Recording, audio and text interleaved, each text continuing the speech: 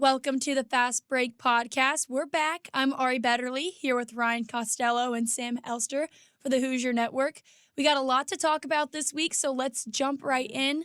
Starting off with Sam, Southern Indiana basketball matchup. Yeah, this one was a close one. It was, they were trailing 42-29 at halftime, and I think it was a very slow start that Terry Morin did not want her team to come out as, and during the press conference, one reporter asked Shay and I believe Lily what the halftime looks like, and the two of them kind of just looked at each other, and Lily was like, it was loud, and Shay was very, very loud. And then when we asked Terry, she was like, I wasn't happy at all. This wasn't how I wanted my team to come out. And the second half, they really came alive.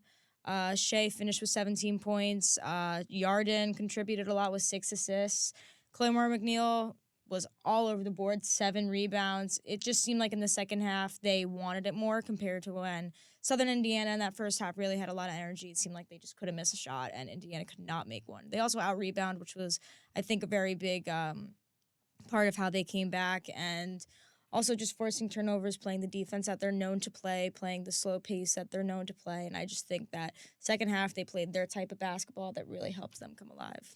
And Sam, I have to ask, did Terry Morin say, what she was expecting out of her team walking into this game? Or it seemed that there's been a couple games so far this season, for example, the Butler game, and now this game where they've had a very tough time just, finding their energy and finding that spark. Yeah, one part that I found really interesting was she was like, we're playing a Southern Indiana team, and these girls are from Indiana. So the experience that they had, and then now bringing their talent and playing on Assembly Hall's court, she said they're just players, they can come alive when they hit the court at Assembly Hall, especially if they're from Indiana. So she wanted her team to come out with the energy that they were playing, a top 10 school in the nation, and she didn't think that they came out playing like that. I think Indiana might have just underestimated their opponent, going into it. Even though they've had those tough games against Harvard, Butler, what have you, I think they just they looked forward maybe a little bit to Big Ten play, but they were able to not have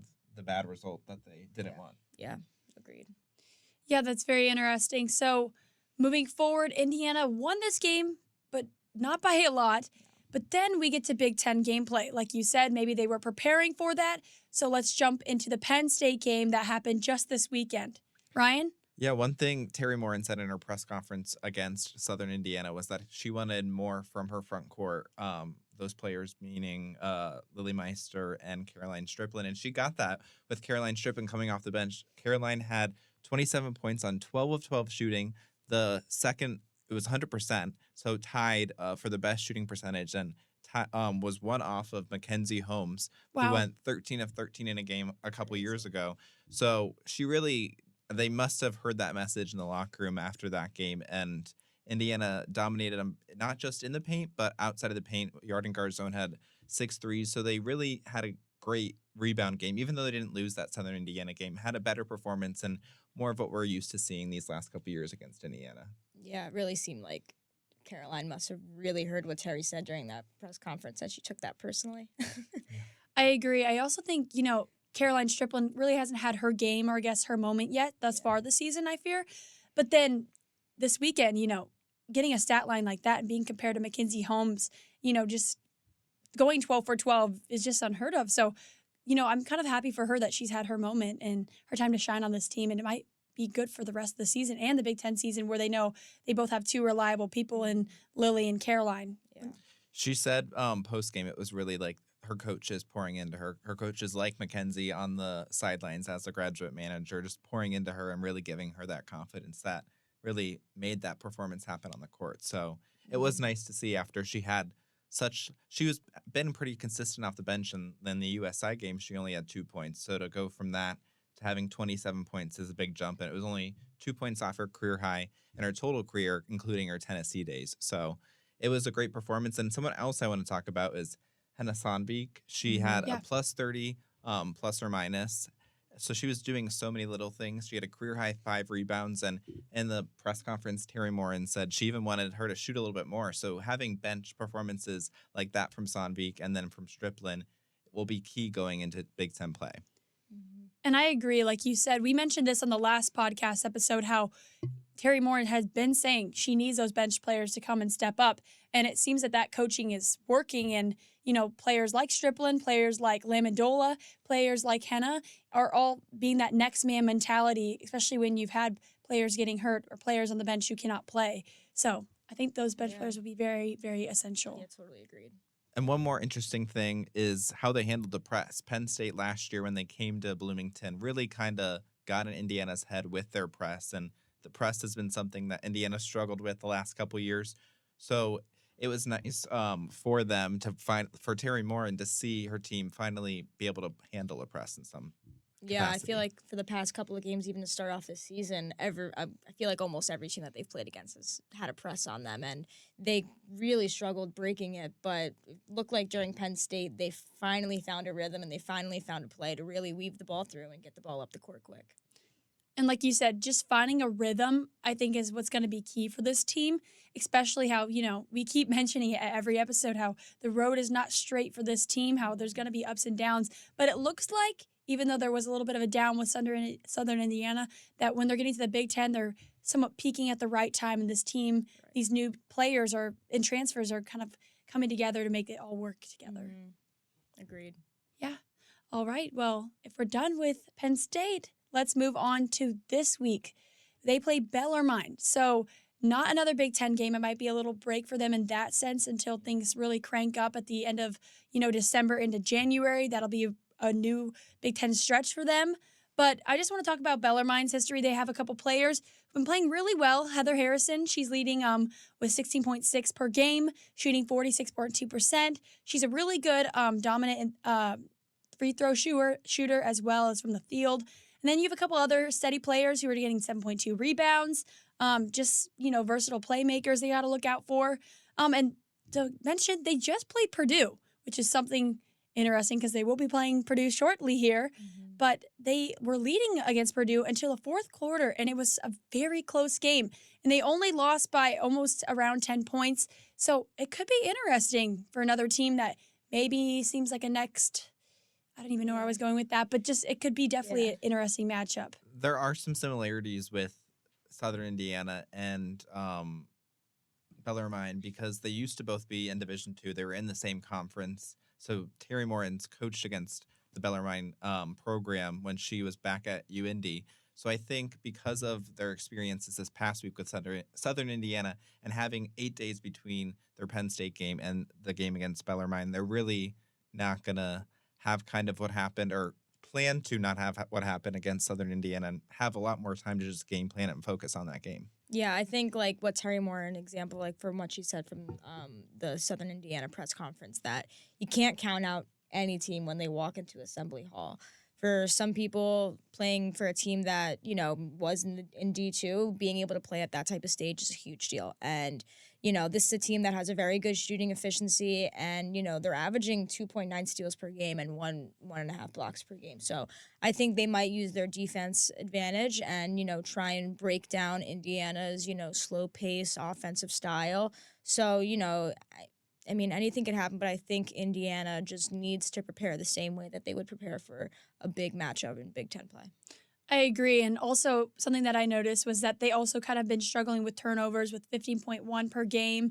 And they're going to have to, maybe work on that stat line as well as what Indiana's kind of struggled with in order to win this game. So it should be an interesting matchup. Yeah. And then after that, we go into Oakland, and then the Big Ten season starts to kind of trickle in, but it should be interesting these next couple of games to see, if Indiana has some rest, they're finding their rhythm, and then pull it all together for when the season starts. Yeah, I think these, the next couple of games before Big Ten play officially begins, I think it'll be good for them to kind of build up their confidence, try and, still, because it's a new team, so to continue to, build the chemistry and get comfortable on the court with each other. Yeah, work out all the kinks before you play teams like UCLA and Right. USC, who you can't have any problems if you want any chance at beating them, Nah. just because they're too deep and they're too talented. Yeah, exactly. January will be a tough month for the Hoosiers. The Big Ten's a gauntlet. Exactly. The Big Ten is a gauntlet, so they must prepare accordingly. And talking about the Big Ten, I think we're ready to go into our hot topic Yeah. questions. Yes, we are you are. guys ready? Yeah. Oh, We are yeah. ready, Ryan. Okay, so the first one that I have for you guys this week is, what do you think we're looking, since Big Ten play just started this past weekend, what do you think Indiana's record will be in the Big Ten come the end of the Big Ten regular season? Mm-hmm. Sam, why don't you go? I'll go first. So they're already at 1-0, so we already got one win down, but I think that they'll finish with an overall record of 10-8. I mean, the Big Ten, like you said, it's stacked this year. I mean, there's some really good teams, a lot of sleeper teams, but I think the last 4 games of the season is where Indiana's going to struggle. I mean, obviously, the long stretch of the whole college basketball season is going to be long, but those last couple of games are really, tough schedule. They're playing with Ohio State at home. Could be a close battle. You never know. Always an Ohio State Buckeyes team that's aggressive. But this is when it gets interesting, when they travel to East Lansing to take on Michigan State and then host Maryland in the same week. Yeah. Which can get a little bit draining for them. And it's going to be 2 really tough matchups back to back. And then they end the season at Purdue. And obviously, Purdue, Indiana's had a pretty good record against Purdue these last couple of years, but playing in West Lafayette is not easy by any means. And, ending off the season like that is going to be a big task. But I think they can beat USC at home, but a game like Michigan and UCLA on the road is going to be rough. And on that note, I guess I'll give my take on this. I agree with you, Sam. I think, like Ryan said, the Big Ten is a gauntlet this year, and they're going to have to be on their A game and hope for no injuries going into the new year, because if they do, I think that could make or break what their record looks like. I'm going to go a little more optimistic than you, Sam. I'm going to say 12-6. I say this because, yes, there's a ton of talent in the Big Ten, including these new West Coast teams. I think that there's an opportunity for Indiana to win one of those UCLA or USC games because they're at Assembly Hall. If they weren't, I would say it's a no-go. But since they are at Assembly Hall, I have faith because I've seen them play against teams like Iowa who come in there swinging and they come right back. And I think it builds off, they feed off the crowd, they feed off the energy of the hall, and it could be a really, really good and interesting game. But like you said, the teams that I think are going to maybe get Indiana in the stretch of things are definitely going to be teams like Maryland, Michigan State, potentially Michigan with this new standout freshman, and Ohio State, obviously a tight contender in this Big Ten conference. I think all those could be potential losses, and maybe just one sleeper loss from a random team in the Big Ten if Indiana's an off night like they did last year against Illinois. That was very unexpected on the road. So we'll see how it goes, but that's my take. Ryan? Even though the Big Ten has had a record 9 teams ranked last week in the AP poll, and that's not even counting because IU hasn't been ranked in a couple weeks, but IU makes 10 teams total ranked. There's 8 teams ranked this current week in the Big Ten. Even though there is that challenging of a conference, one of the most stacked conferences in the country, if not the most stacked conference in the country, I'm going to be even more optimistic than you are. I'm going to say 13-5. But like you both said, I think against teams like Michigan State on the road, Michigan, and Ohio State, I think they'll struggle. But I'm going to go 13-5 just because in the last 5 years, Terry Morin hasn't finished her teams haven't finished worse than 5th place. So I don't see them nosediving, especially with the experience they have of the starters who have played in Big Ten play, and like Shea Chesky has played in the Big Ten. I think these early kinks will work out. Okay. Yeah, I like that, Ryan. You always got to trust Terry Morin. I feel like you can't go against Terry Morin when it comes to her Indiana Hoosiers basketball team. Yeah, never doubt the most winning coach in the program's history. It's true. I like that new quote of the show. Yeah. Never doubt Terry Morin, and you'll be just Literally. fine. Well, I guess we'll Fully. see what that statement means in a couple of months here. Yeah, But we'll see if moving- these are hot Yeah. predictions or really Hot cold takes. predictions. So we'll see. We'll do a flashback episode here in March or April and see how Yeah. that looks. We'll insert our Yeah. little sound bites into that podcast, and you'll be like, we'll watch them live, maybe. Yeah, That'd be awesome. I like that. And then next hot topic question. We kind of mentioned some of the marquee matchups, but which ones are your guys' favorite? Sam, I'll go to you first. Mine's Michigan. It's in Ann Arbor, so it's going to be a tough matchup for the Hoosiers on February 12th. But seeing the matchup between Sela Swords and Shea Chesky will be really fun to watch. Swords averaging 17.4 points per game. And, they're two very quick, fast guards who love driving to the hoop, but also can shoot beyond the perimeter. And, they're being led in scoring by two freshmen who are doing extremely well, and they're two freshman guards. So seeing Claymore McNeil and Shea Chesky take on those tasks of the two freshmen will be extremely fun to watch, and especially since it's an away game, you're really going to test the Hoosiers big time. Ari, what about you? I'm going to say something I mentioned earlier. I'm going to say, I thought about Maryland because I mentioned them last time, but I'm going to say Ohio State just because they are a consistent team in the Big Ten. The Buckeyes are well-rounded. They have a combination of experience and youth that make them just a great opponent. And also, they play them at the end of the Big Ten season. So this is right before, Big Ten tournament time. It's going to be a lot of like, okay, where's your team looking to be in this ranking system kind of thing. So I guess it might make or break what the Big Ten tournament looks like. But overall, just an established team. I'm looking forward for Indiana to play. Yeah. Especially when it comes to seeding, like those games against quality opponents, Right. like Ohio State will be big. One of the ones earlier in the conference schedule that I'm looking forward to is when USC comes to Assembly Hall. I cannot wait to see Kiki Arioffin and Juju Watkins, that power duo. Star-studded event. The Juju Watkins probably one of the biggest names in women's college basketball. She If has so not many. the biggest. Yeah, right Yeah. now. Paige Becker's maybe up there with her, but having all those NIL deals, how big she is, big of a name. I'm so excited to watch them play, and it's going to be on national television on NBC. So Big time. can't get any bigger lights than that, really. No, you can't. You cannot.